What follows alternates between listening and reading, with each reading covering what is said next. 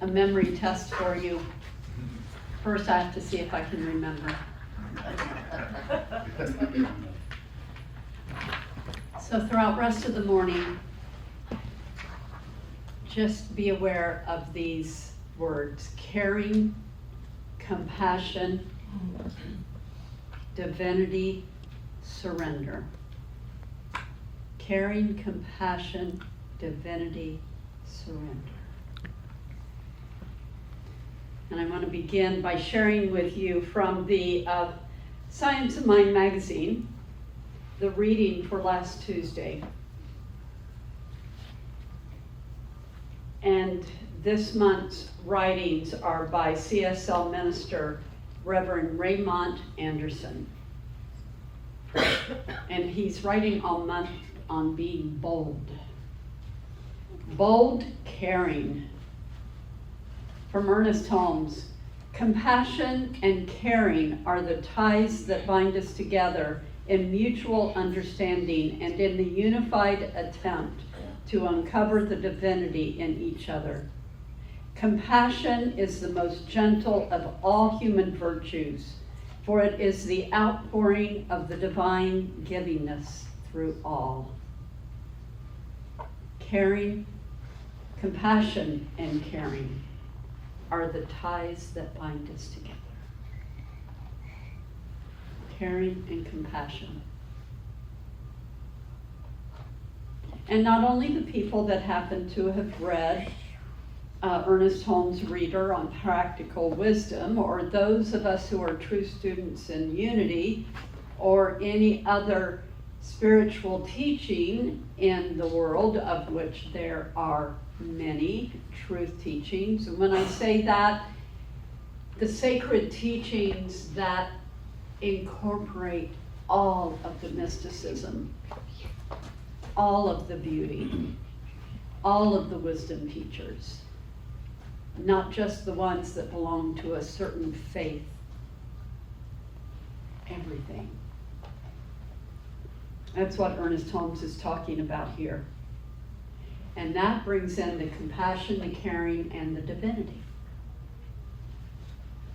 Because each of us is divine. Every single person is divine. Every single person. No matter who they are, no matter how they behave, the essence of who they are is good, is divine.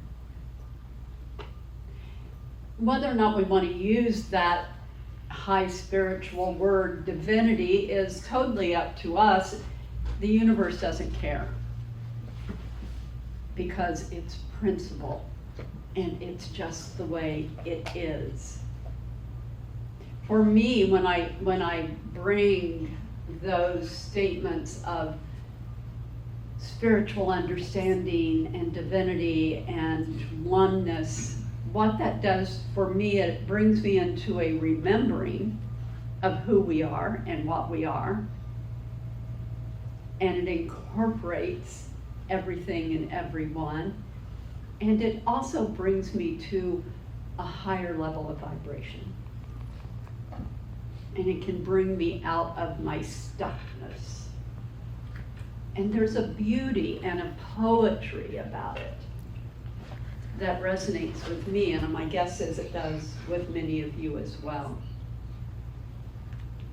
The Reverend goes on to say, it is not clear exactly who first said the measure of a society is how it treats its weakest members.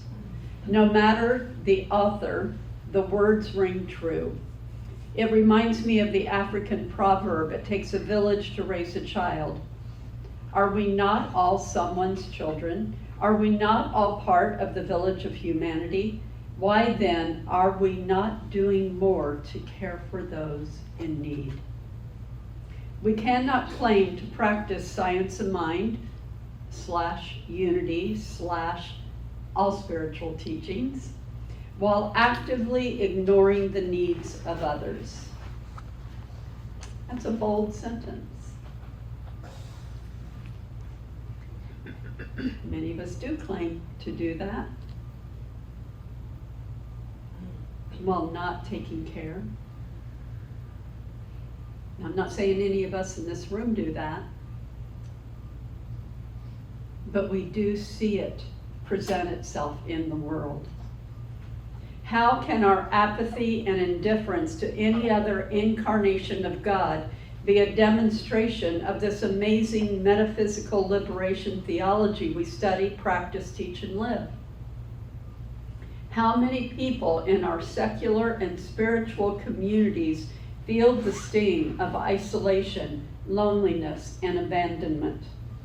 We move through our days barely speaking to people and avoiding eye contact due to fear.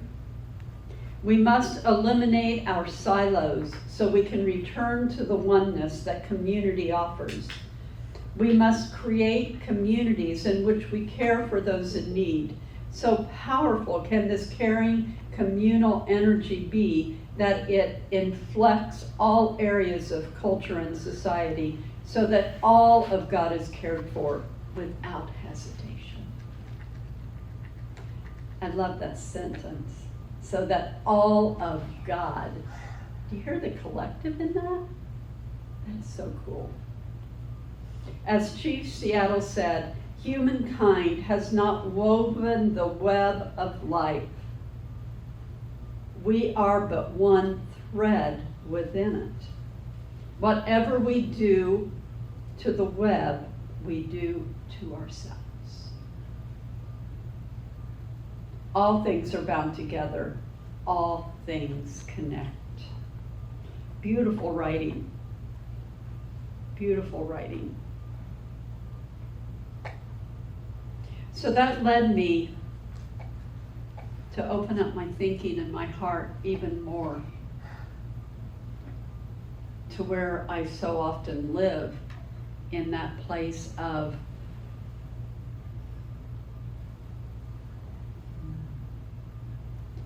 if I'm doing my work, if I'm on task, I am in that place of love and compassion for all people, for all things. When I allow myself to get into my egoic mind, I go into resentment, to judgment, to separation, to frustration, sadness. I mean, we could put all sorts of words to it, couldn't we?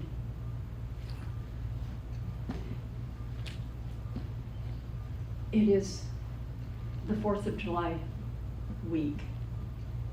4th of July is on Thursday. We celebrate the freedom, the independence of the United States.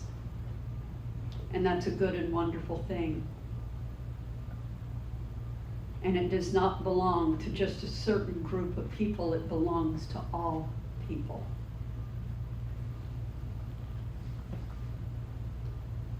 And the cost of that freedom was to what expense? Now, I'm not going to go down that road of all the things that the colonies did, right, that the United States has done, but we know that a lot of toes, to put it lightly, were stepped on in the process of obtaining that freedom, and continue to be so. It's just a fact. And it's part of the embedded history of the culture of the United States. That does not mean that we shouldn't celebrate our independence, but are we allowing that independence for all people? In this day and in every day for every single person? Or are we compartmentalizing? Are we putting those that we don't agree with in a box over here that we don't even want to look at or talk to? I'm just asking you to be honest with yourself and come to a place: compassion, caring, divinity, and surrender. It can be an uncomfortable conversation because we get to become real in our humanity. And we are human beings. We're physical beings, but we are also spiritual beings. And that is the essence of who we are. We get caught up in our egoic behavior, our us and them, the this and that. But I invite us today to take a deeper step into the remembering of who we are. It doesn't mean we have to agree. It doesn't mean we have to approve. But we do have that opportunity and that choice to step up higher, to go deeper into the remembering of the divinity. And the way we get there is through acceptance and surrender. It doesn't mean rolling over and becoming a victim. It means remembering who and what we are.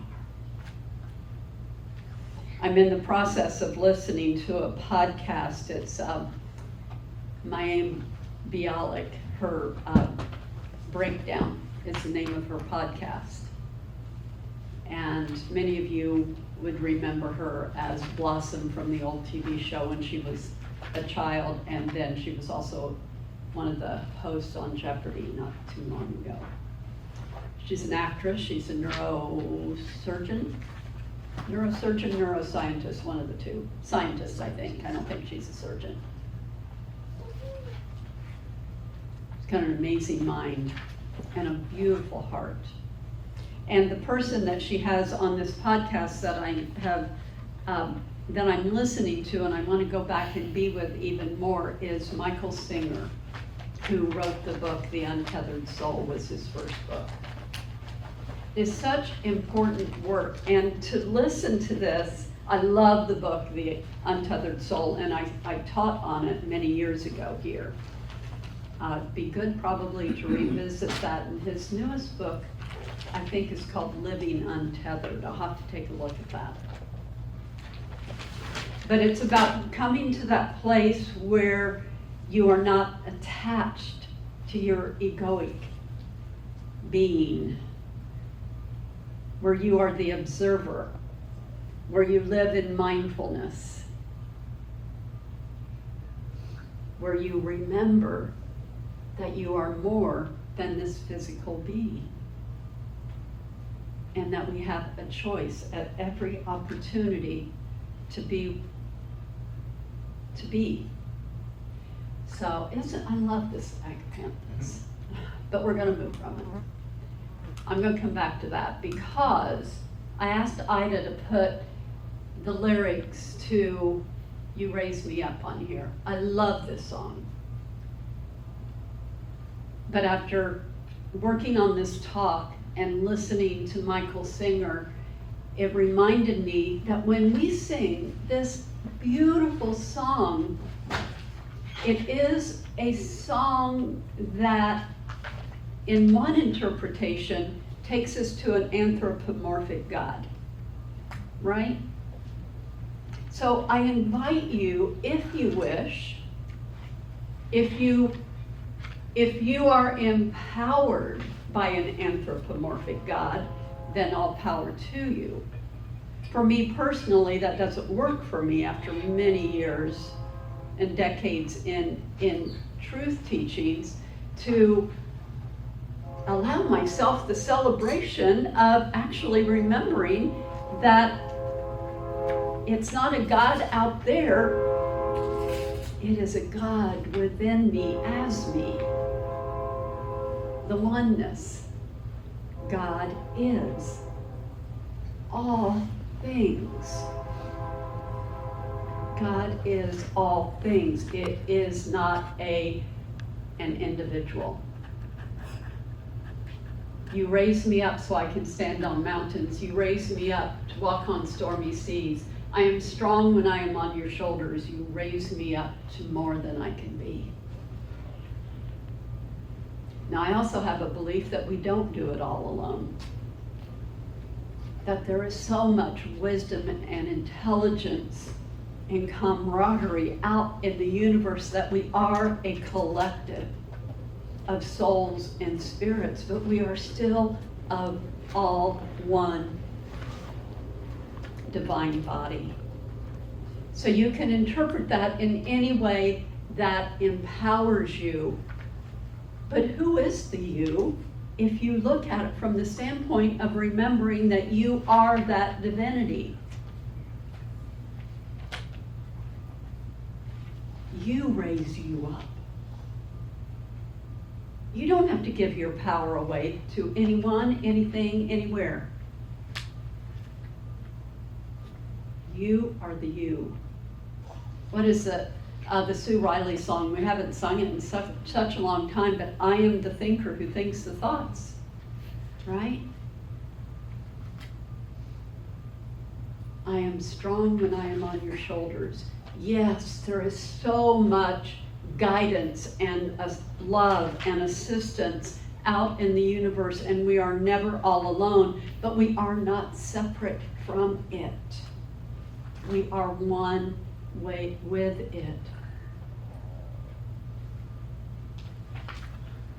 So play with this. I love this song, and I don't want to take anything away from this beautiful song, except I want us to find a way to have it empower us at a deeper level,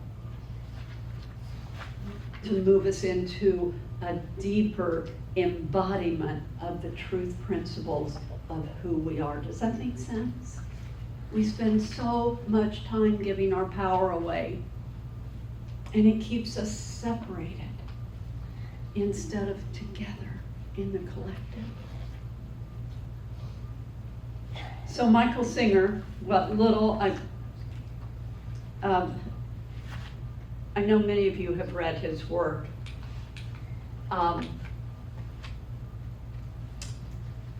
The Untethered Soul. But he teaches so much about, well, just let me read this. You are not your thoughts. It doesn't matter what your past is. What matters is what your present moment is. You are not your thoughts.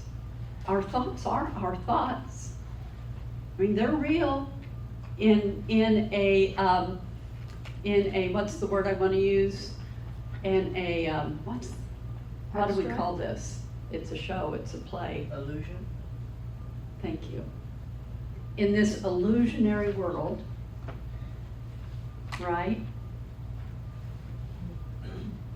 Because it's all part of a wonderful cosmic coming together.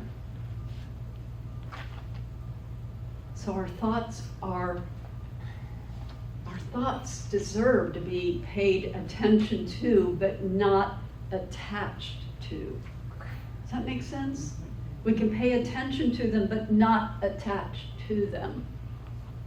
What is in the past is in the past. If there is something there that you need to learn from, if there is something there that you need to take accountability for, do that.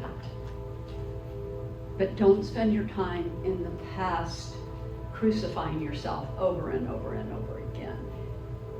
What matters the most is what your present moment is. Bring your present moment into the light, into the love, and when anything shows up that is unlike light and love, acknowledge it. Don't ignore it, because it'll just keep trying to get your attention. Acknowledge it and bring it to the light. He says, identification with your personal self, which is just your mind's thoughts, are what keep you from waking up. Notice it's not you. As long as you're willing to notice what you have going on inside of your mind, your thoughts that are saying this is okay, this is not okay, I did good, I didn't do good, then you are attached to those thoughts. So become the observer. As much as you can, stay in the present moment. Which brings me to all of the other people on the planet. While you're working on mastering this in your own personal life, you are also living on a planet with a whole lot of other people. And we also get to practice with that. And these are some thoughts that came together. I was going to turn them into slides, but let me show you Charles Fillmore, and I'll finish up here. Charles Fillmore, co-founder of Unity. The thoughts that most frequently work ill to you and your associates are thoughts of criticism and condemnation. The thoughts that most frequently work ill to you and your associates are thoughts of criticism and condemnation. Would you say that's pretty true? Yeah. So when we are in the world with other people that think differently from us, these are some how-tos. You can listen to them and endeavor, be willing to understand where they are coming from. That doesn't mean you have to understand and agree, but to at least understand where they're coming from. Listen, but not tether your soul to them. Don't attach to it. Be a listening vessel. Allow them, as I hope they would allow you, to voice your thoughts, your cares, your concerns. But not tether your soul to an energy form that does not feed your soul. Protect your energy. Be the conscious observer without attachment. Send light and love. Live by example with an open mind by living in compassion both in actions and feelings. Live by example. So important. And give space to your mind. Give space. Allow for the spaciousness and allow your consciousness to guide you, not your egoic mind, but your higher self, your God self. Distance yourself from the negativity. Allow yourself for mindfulness and observation. And if it feels like it is the healthiest thing for you to do, make a conscious choice to let them go without resentment. That's the surrender. Compassion, caring, divinity, surrender. We do not want to tether ourselves to negative energy, to negative life forms that are not living from a place of compassion and caring for the world and the people of the world. In my humble opinion, the best way to make change is not getting into the fray, even in conversation, but to acknowledge and to shine the light and shine the love. Compassion, caring. What was the other one? Divinity. And surrender. And surrender. And so it is. Amen.